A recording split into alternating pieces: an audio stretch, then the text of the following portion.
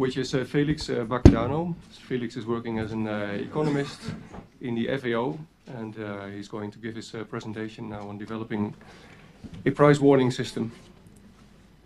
So I'll start. Is this working? I'll start with by saying that I'm going to take you to left field. That's an obscure saying from an obscure sport called baseball, which is very dear to me. But I'm going to skip this. This is just a standard trip we're going to take today on this discussion.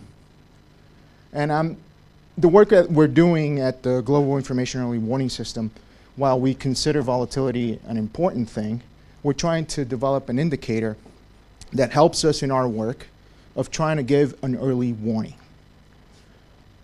To get into the details, we publish a bulletin, a monthly bulletin, the Global Food Price Monitor. To publish this bulletin, we have to look at 1,200 price series for different commodities for 83 countries. These prices are on a monthly basis. So where is a potential crisis cropping up? Where is there a problem? And trying to identify these situations becomes obviously not an easy task. With agricultural markets, which we already know, they're seasonal, they're exposed to both endogenous and exogenous shocks that carry across years and whatnot. So we were asked to develop an indicator that was easy to understand, that could be replicated across all series, and like my boss says, that it works. Very low bar. We're not the first to try and crack this nut. I'm not going to go into the details. I put the references so you can look at them later, because I'm sure you guys want to go to lunch. I know I do. But 3 key works in this area so far have been the first one by Araujo, using an ARMA-type approach for the Sahel. And the Sahel is wonderful because it's one agricultural season, very well defined. You know where things could go wrong or not. Another one is by David Dahl and Doridian. He uses a moving average approach. And the last one is the if-free excessive daily price volatility. The problem with the last one, for our purposes, daily price volatility, which we only wish we had that level of data for developing countries. It's already hard to amass data on a monthly basis up to March 2014 for 83 countries. So we took a page from the financial literature, and we found a very rough indicator, which is the compound annual growth rate, which is used to quickly rank the growth of portfolios or stocks to see whether or not, where you should be putting your money. So the logic here is, okay, growth is good in the financial sector, growth is bad for the consumer, which is the type of prices that we're dealing with. We're dealing with mostly consumer prices, some of them wholesale. I got to caution, this is a rough guide. We balance our results with market dynamics. Within our unit, we have country serial balance sheets. We also have fairly good data on trade flows, and we also pay attention to what's going on in the country to see if what the indicator is telling me is valid, or does it pass a smell test. So what is a compound growth rate? It's a very simple approach. It's just a geometric mean that assumes a random variable will grow at a steady rate, compounded over a relevant period of time. This assumption, what it does is basically smooths short-term volatility. And like I said, mostly used to quick and dirty way to rank stocks by their growth. So illustrating this, blue line, actual prices, red line, the compound growth line. Why do we do this? Because another issue we ran into this is using simple means. In these developing countries where you have very volatile series, this is not as volatile as some of the series we look at. The mean might not tell us, or might not provide an appropriate benchmark to compare to. So formulaically, there's no rocket science here. It's just the ratio of current period price to the starting point, compounded by the length of those two price series. And this is something that we kind of deviated from the literature. And in that sense, we look at two compound growth rates and we combine them. One is a quarterly one, and another one is a 12-month. Why? Like I said, in a lot of these countries, you're experiencing a lot of shocks within year and from one year to another. So I need to balance both. And when I show you the graphics, it becomes very apparent why. The other thing that we did, one seasonal correction, we do another one, which I'll later explain, is to do this over a moving average period. Because we don't have the luxury to go to every single country and define what the marketing season is. We know it, but it's arduous work. Again, we're looking for an indicator that can be replicated easily across all markets. Why two growth rates? I just said it, trying to weigh the two sources of shocks. And also to take into account more or less the current level of prices. And here we have the indicator. So the first one is the quarterly one, CQGR. The second one is the CAGR. They both work the same way. And what we're calculating here is deviations from the trend relative to a historical one standard deviation. In the literature, particularly in the early warning literature, those interested just in crises and emergencies, they look at 2 sigma, 3 sigma. In our case, I don't want to say that we don't necessarily care about those events, but we want to pay attention to significant market events that may not be classified as crises per se, that would require food aid, but we want to capture events that are significant for those local markets. And we tried the 2 sigma and 3 sigma approach, and we were missing those events. Now, the second way we handle seasonality is that this average, if you look, is index over T. T is month, Y is year. So we're looking at the compound growth rate, the average, for a particular period. So if we're in March 2014, we're looking at the period December 2013, March 2014, comparing it to the average of the historical average for that same period. And right now, in somewhat, and I say somewhat arbitrary form, we put the weights of these 2 indicators at 0.4, giving more weight to the across-year warnings to try and capture, again, where price levels might be at. And this indicator, basically the way we're looking at it, turns on at 0.5, which is technically not half its standard deviation, but again, we're thinking about early warning.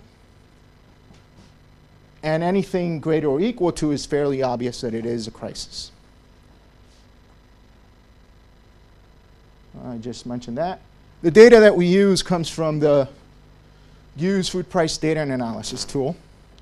We're using the real price series in the tool, which uses domestic CPIs to deflate all the relevant prices. And I'm going to highlight 2 examples and 1 warning. We are not using this for international prices. There's more sophisticated and probably more robust ways to look at this. But I'm highlighting international prices because we used it to sort of test the model. Why? Because it has a very nice long series. Most of the series that we're dealing with for domestic markets, they start in 2000. On average, I think the majority start maybe 2005. And on a monthly basis, if you look at the end of this chart, which is February 2014, it's not shown, this is the issue we're dealing with. So the yellowish line is international markets. They're going down. Obviously, because of the length of the graph, we can't see whether these prices are record lows or not. But the more important line to us is that red line. For example, in Bolivia, we've got an increasing trend since the summer of 2012. And I know the reasons why. I'm not going to go to them right now, but what I want to highlight is this a high price level? Should I be worried about this? So I need a way to rank this. So quickly, the blue line, solid blue line, price levels in real terms. These bars is the quarterly price warning indicator. Our two thresholds, the 0.5 and the 1. Clearly, February 2014, even beforehand, all the way to go back to, where's July? From July, they were not at record, but somewhere around here, they started increasing. And they started increasing because of production shortfalls. Severe droughts, 2 consecutive years of severe droughts. Here's a classical story. We've got the price surge 7 and 8. We got the price surge again in 10 and 11. But I want you to notice something. Explain this a little bit more, please. Okay, sure. Too fast. Thank you. So again, blue bars, it's the absolute value of the price warning indicator, which actually goes from negative infinity to positive infinity. I'm only showing you the positive values, from 0 to positive infinity. And the warning is triggered when that bar crosses that yellow line, which is the 0.5 deviation. The red line is the equal to or greater than 1 standard deviation for the quarterly growth rate.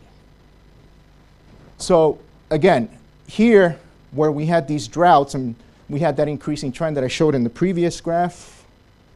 So can I go back here? Right here.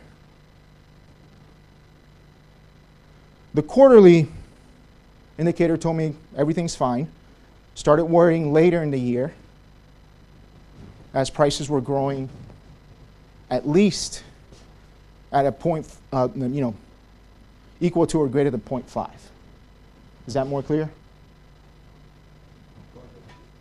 But the thing I want to highlight here is, if you look at these dips right here, this is when harvest happens. Even if it's a bad year, when harvest happens, prices tend to go down.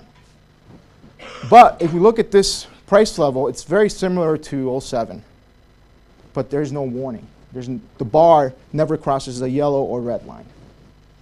There's no bars in that period. Similar here, there's another harvest period.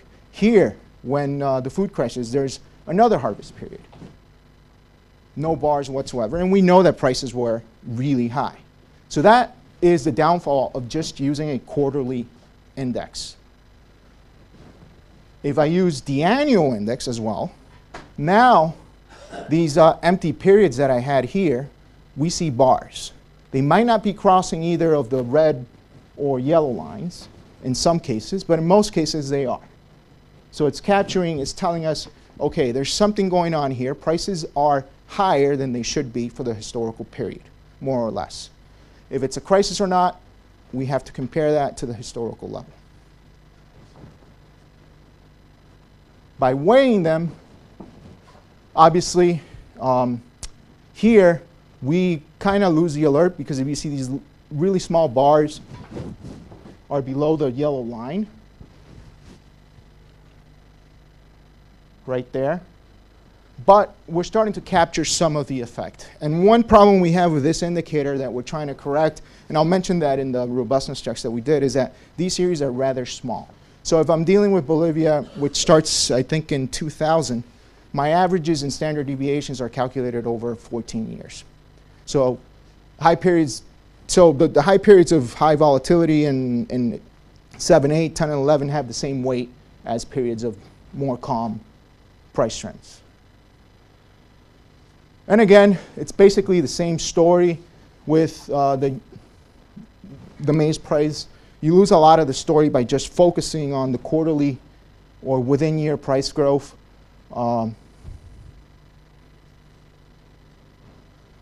Which is now picked up a little bit more with the annual, and it's balanced with the weighted indicator. So robustness checks. I already talked about the monthly validation that we do, looking at market fundamentals, news reports, trade reports, etc. Colleague from the University of Bonn, who's actually here, Professor Matthias Kalko, was kind enough to review this along others. but he provided two key revisions, one of which was interesting but did not result in a more robust indicator. The second one we are adopting. And the first one was relaxing the steady state approach. What do I mean by that? I'm not going to go through the math too much, but basically, if you take logs and rearrange, the compound growth rate translates into the first equation. And I want you to pay attention to that first price that says LNP. So that implies a coefficient of 1, steady state. So the suggestion was, instead of that, why don't you try and fit a model and assign this price its own elasticity and see what happens in terms of the predictive power. Not really an improvement, at least for us. We were kind of happy to see that it did concur with the simple model in terms of if the simple model gave an alert, this more sophisticated model gave an alert at the same time for the same period. So that is always comforting. The second approach, particularly because we have very short series, becomes very important, is to change our mean and standard deviation. Again, remember, these are the ones that establish the threshold to weighted means and standard deviations, meaning giving less weight to past growth rates and more weight to current ones. The result of this, in general, it was pretty interesting. For the mean, we found higher means on average, but they were only significant most of the time for the compound annual growth rate. For the standard deviation, in both cases, it significantly lowered the standard deviation. But there was no significant change in the price or in the absolute value of the price warning indicator. Remember, the higher the absolute value of the price warning indicator, it's what triggers the alert. The alerts are triggered at when that indicator reaches 0.5, and we consider a crisis when it reaches more than 1 or 1. And we reached the same conclusion for, I'm only showing these two series, but we started to test the other series in our database. And we pretty much, at this point, I can generalize a little bit and say that it's consistent in terms of finding higher means, lower standard deviations.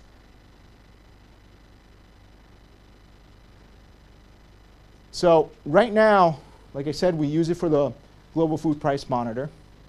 And I apologize for that, Frank, but the website that was interrupting Frank's presentation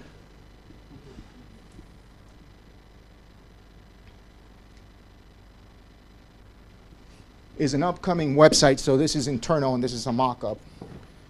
So it caught my attention, an earlier comment by Tassos, and at this point I haven't had lunch, so I'm paraphrasing. True, there's not much going on in international markets. The graph I showed you reaffirms that, but there's a lot going on in domestic markets. And that's what we're trying to show with these sort of markers there, where you could click and go and see what's going on. Well, I guess not. Can't show you the graph. But the point of this is, for us, it's been kind of valuable because we've picked up a few situations that otherwise we would have missed. Most of us are focused, again, only on grains. So in the Andean region, not this month, but late last year, they had a huge crisis on potatoes, a very important staple for the Andean region. Or currently, red beans in Central America. You say, who cares about red beans in Central America? Central Americans do. That's their major source of protein. So it is a crisis. So that's a story we're trying to focus on.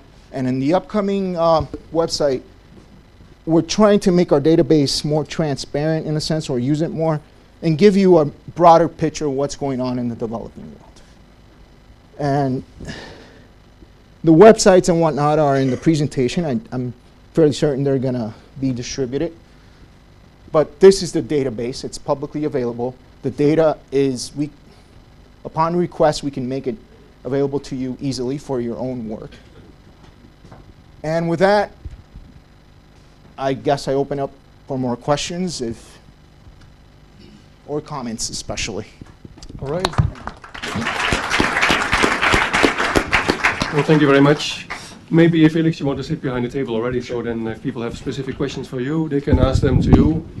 But if there are more general questions for all the speakers together, that's fine too, so we can have a more general discussion as well.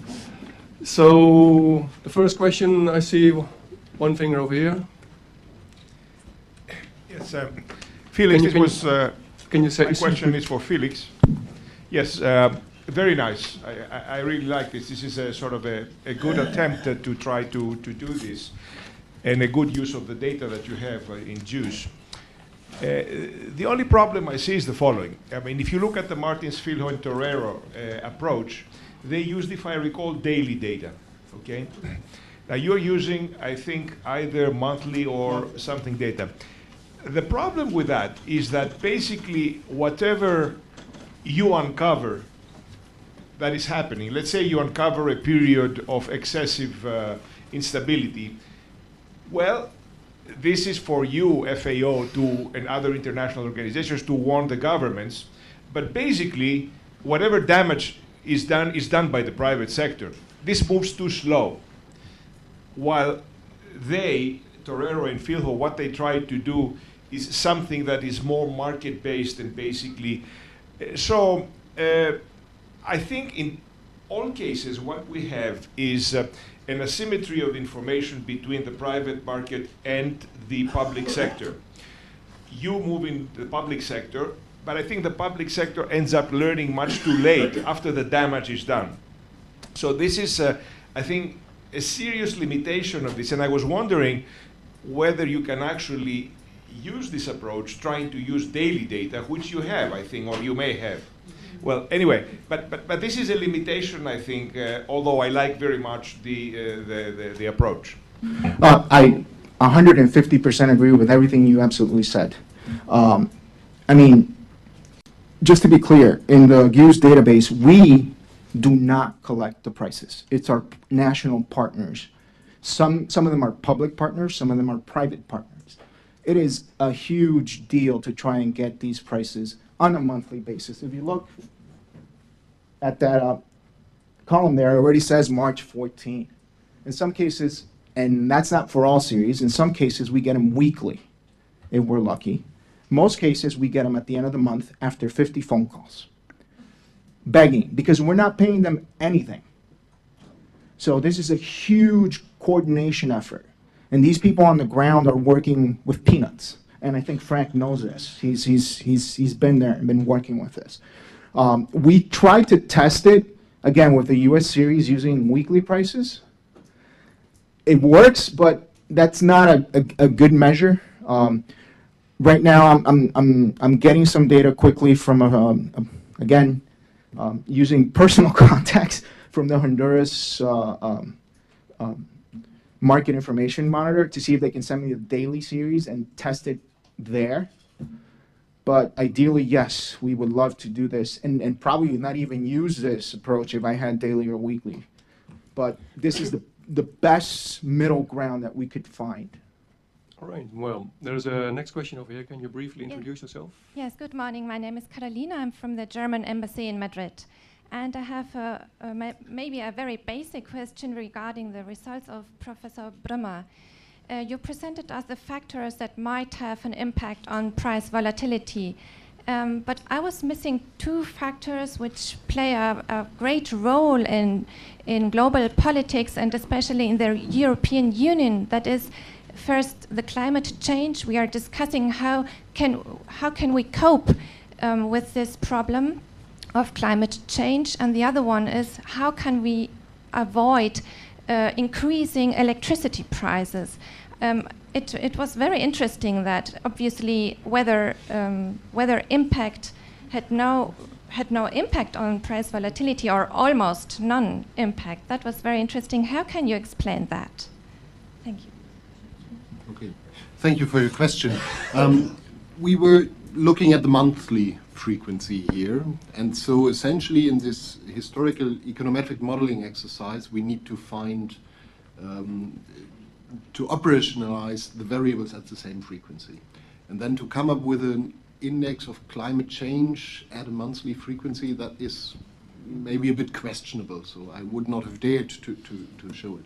So of course we have longer cycles, longer term dimensions of volatility, and Robert, I think, will talk about that in the afternoon a bit, which we simply can't model here. That climate change in particular is important, and that is also to be embedded in the broader energy discussion. I also perfectly agree, but these longer term factors we can't capture.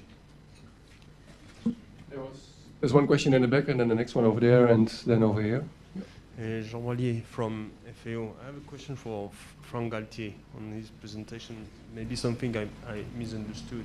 At some point you were using the money example. You were arguing that the strategy A that you presented was not totally convincing, because we did actually see some price, drop, collapsing in Mali. But I was interested in hearing whether you have been able, and how you managed to do it, in case you did, how you actually could isolate the market-based measures from the policy interventions, because we know that in Mali, for the period that you covered, they actually used both kinds of strategy, A and C combined. So could you isolate the two? Well, on the methodological aspects, it's highly difficult to isolate both, but in some countries there are very few public intervention. In the case of Mali, in Mali the level of public stocks, if you add all public stocks, meaning well, there are 3 national public stocks, and each municipality, each of the 700 municipalities are its own small public stocks. If you add all this, you reach a little more than 1% of production. So it's very few to have an impact. So we can say that public intervention really have a very, and I did a study on this, the effect of public intervention in Mali on prices, and the effect is very, very low and small. So in this case, we can say that the evolution of prices is driven by the market. But the controversy you mentioned is to know whether private stakeholders store a lot or not. The theory, well, when I say the theory, it's the dominant model, which is William and Wright model, says that they will do, but with the assumption that a storer store as if storing was not risky. So it of course a very strong assumption. So in reality, it's very difficult to know whether they are right or not. Well, I'm not referring to seasonal storage, but storage from one year to the following one, which is a very highly risky activity. And regarding this, we have very few data on the level of stocks, at the level of farmers, at the level of processors, at the level of traders. So it's very difficult to check if really they store a lot or not. But anyway, people from market information systems who have very strong relationship with the traders, all of them will tell you that the level stored are usually low. All right, thank you. Nicolas Ferenzi from AGPB, French cereal growers. I have a question to Bernard. And you just said that the data you processed were monthly data. And if I take the example of one driver, financial and speculation, don't you think that in this example, or maybe other examples, the outcome could have been very different if you had taken, for example, weekly data? In other words, the time scale of volatility. Don't you think it can be completely key on the results of the weighting of the drivers? Thank you. Thanks for your question. I agree that the way in which you measure financialization, speculation, most likely has a strong impact. I'm not so sure whether it's mostly through the frequency, although in some markets you would expect that very short-term inflows of speculative money, for instance, exerts a short-term, maybe even microstructure impact, which is simply vanished after a day, an hour, maybe even, or something like that. That's true. In this case, because we're looking at spot price volatility, it's difficult to get consistent series for all the markets at the frequency. And I think also if we look at policy concerns, so is there a necessity for intervention of agricultural policy? That was kind of the overarching question. I think monthly frequency is a good compromise between high frequency trading, which opens an entirely new range of questions, and the very long-term vision, which is maybe also from the perspective of European farmers too wide. So, yeah. Felix, you also want to react to that? Do you also want to react to this question? No. Okay. There's a next question over here. Concepcion Calpe, I'm FAO EMIS. I have a question for Professor Brunner. I'm very surprised that the results of the stock-to-use ratio give you such a, you have such a low ranking as an influence on the volatility. And I was wondering whether you have tried another indicator that we used at FAO, which is the stock-to-disappearance ratio, which monitors the stocks of the major exporters, because this is really those that go to the market. So I'm wondering whether this second approach would bring much more, would give much more importance to the stocks. Because again, I personally believe that stocks, the reserves, not that you have to build the reserve to stabilize the prices, but whatever the level of the reserves, provides a very important floor to what the volatility would be. Yeah, thank you. I agree that theory and also experience of traders usually confirms that stocks are key to price changes. But often it's also about level changes and not so much on volatility. Maybe to take up your suggestion, that's a good idea. We haven't checked that with alternative definitions, but we'll surely do. I might qualify the statement a bit with regard to the relative importance. I mean, we found exchange rates to be very important, but second most important is already everything related to stocks, where we had basically also two variables describing stock-related issues, and both of them were every now and then significant in the model selection process.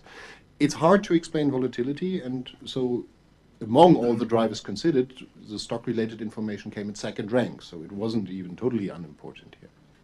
So thank you. All right, there's a question over here. Yes, my name is Guillermo Flichman from the Agronomic Institute of Montpellier.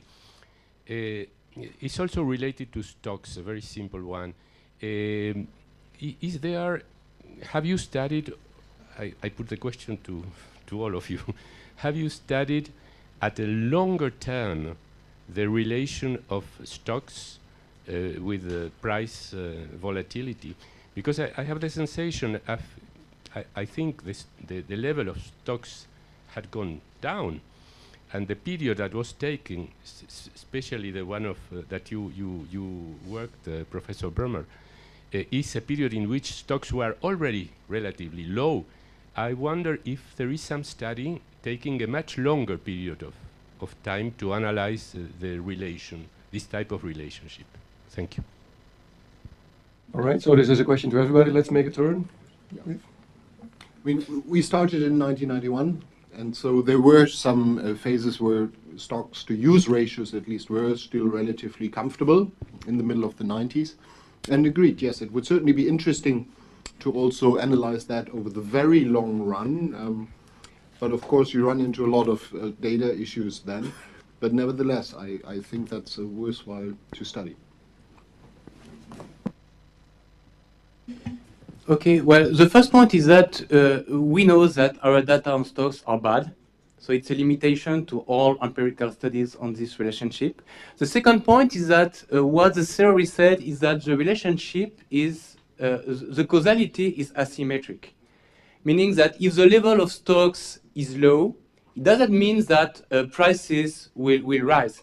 But if you have a shock, you are vulnerable to shock. So when stocks are low, you can have price spikes, but you will not have always. It depends if you don't have shock during the period. The third thing I want to mention is that in 2005, Mitchell and Levalet produced a report who was predicting the 2008 crisis. What they were saying is that due to change in agricultural policies in the EU, in the US, and in China, the level of stocks is decreasing. And because of this, we don't know when, but at the moment we will have a shock and stocks will not be there to compensate and we will have a spike. So basically it's what we can say on this relationship between stock and prices. Maybe a last comment on the frequency on prices. If we are considering food products with food security issues, I don't think that taking daily prices is so relevant. For households, if prices remain high during 1 week, it began to be a problem, but one day. So my view, well, in fact, very often we have only data on a weekly basis. And another reason for this is that the frequency of some marketplaces is on a weekly basis. Each week you have the market day. But apart from this, really what matters is not the price of every day. If there is an increase in the price during only one day, people will manage. Felix, you want to react to this question too?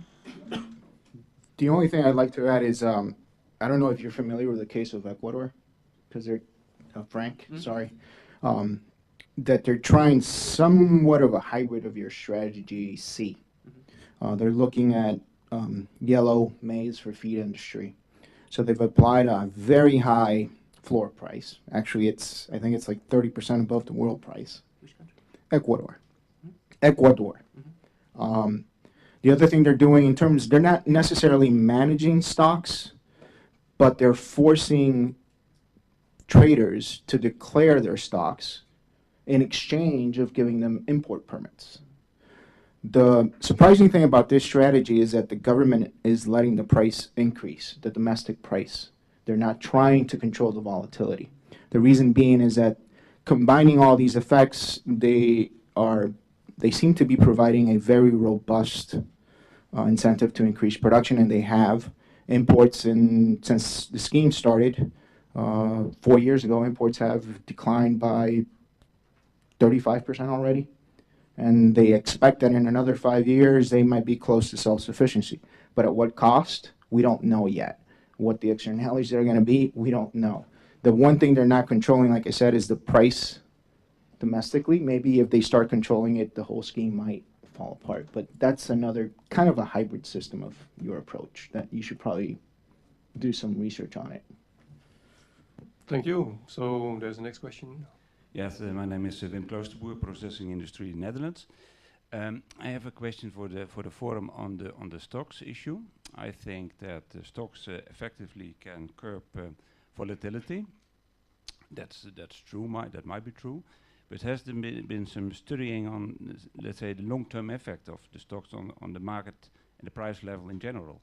Will it deteriorate the prices because everyone knows that stocks are hanging over the market?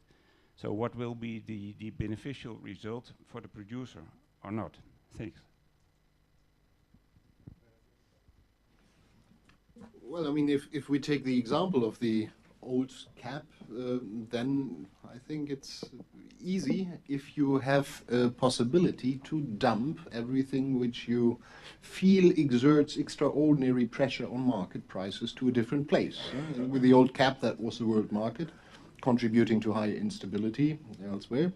And so that's one of the major reasons, I think, why we have discarded this policy as completely a failure and not a success.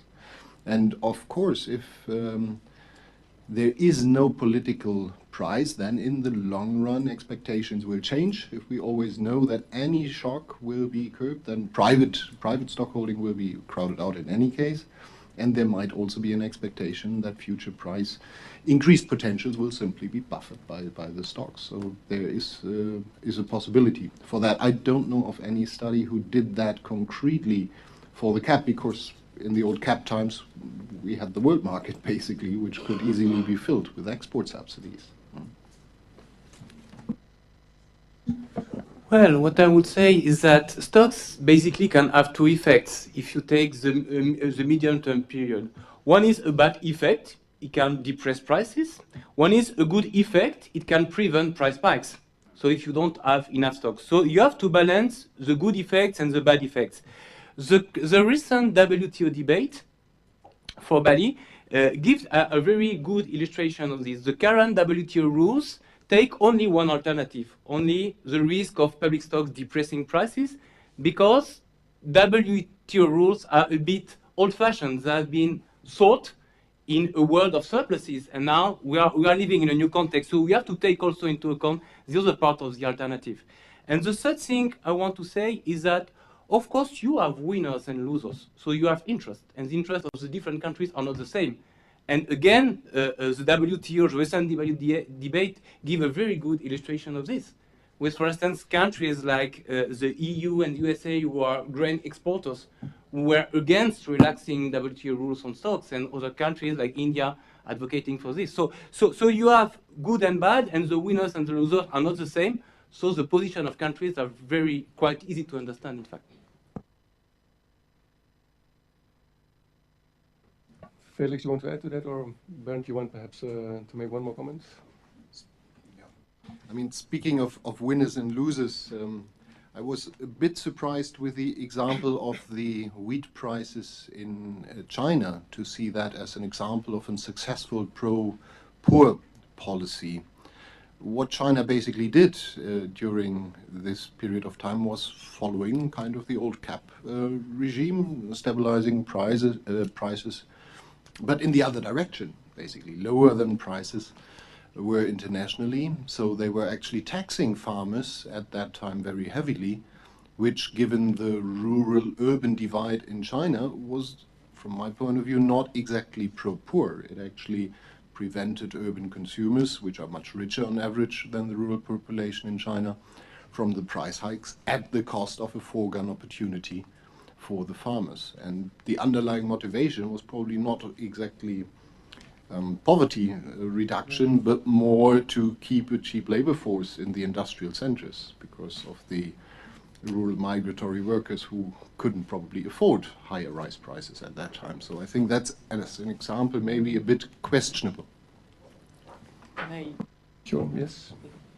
Yes, maybe an answer on this, and maybe also on the example, the other example you gave. In fact, we can have, if we are thinking to public intervention on markets, basically we have three kinds of policies. We have floor price policies, working only for farmers. We have selling price policies, working only for consumers. Or we have price band policies, working for both farmers and consumers. The point is that farmers, what they need is a minimum level of price to have security and to be able to invest. It's not always necessary to let farmers have very high prices. When prices are very high and when the price of grain is a food security issue in the country, which is not currently the case for the EU or the USA, but which is the case in many countries of the world, you should have a balance. And also, in my view, from the point of view of the political acceptation of the policy by the population, if you have an equilibrated system with a floor price and a selling price, and people know, okay, now, for instance, farmers, now the state is impeding the price to increase too much, and we are losing. But we know that if the price collapses, the state will help us also. In this case, the reciprocity, the symmetry of the scheme will be an element in favor of the acceptation of this. But once again, this kind of systems, in my view, are only useful for developing countries. Well, on that note, I'll give you a counterfactual when you just said that if prices collapse, the state will intervene in their favor. Wheat, Argentina, they're, not necessarily banning exports, but they're restricting exports. So for a few years, they had huge surpluses. Prices go down. Last year, I think their lowest production in 50 years. The government did not come to the rescue of the farmers. Instead, they doubled down on the policy, restricting exports even further, which at the end of the day, instead of lowering consumer prices, it just caused another spike. But I mean, it highlights your comment on asymmetric policy responses. All right, one more final comment. That's all.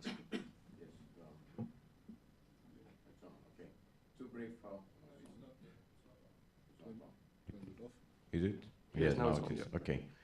Two brief comments. First of all, on something that was also asked before about why does the impact of stock-to-use ratio comes out so low. John Buffett has done a lot of analysis on that, and then so if you look at the literature, all the elasticities are roughly 0.3, 0.4%. But if the stock-to-use ratios change by only 20% and energy prices change by 200%, you have the answer why the energy link comes so much stronger than the stock, especially because most of the stock changes that were negative were in maize, not in wheat and rice. Second, I think it's interesting to hear this discussion on thinking of the old cap. The old cap was not only about high support prices and stocks.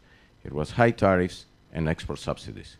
And you talk in a completely different way about a major player that has a policy like that, and a completely different way about small players, which actually are price takers. They don't have an impact on the price and are much more vulnerable. And that is what makes the fundamental difference when comparing the policies of those that have a lot of budget to use, and they decide which is the most efficient way to use it, and others that don't have such a budget, and that are much more vulnerable to what is happening. And the other thing that is extremely important, yes, it makes a hell of a difference whether you're talking about a surplus situation and a deficit situation. But whether it's a surplus or a deficit situation, public stock holding, except for a really safety net, where it's much lower and exceptional, has not worked, especially in decreasing price volatility. I agree with what Aleko said. It might have an impact in supporting prices, but doesn't mean that it has any impact on minimizing price volatility. Does any of the panel members want to react on this? No. Well, otherwise, this brings us then at the end of this session. I think we're all starting to develop a similar feeling, which is something like over here. So I want to thank you for joining this session, and I want to thank the presenters once again for their presentations. And thank you very much.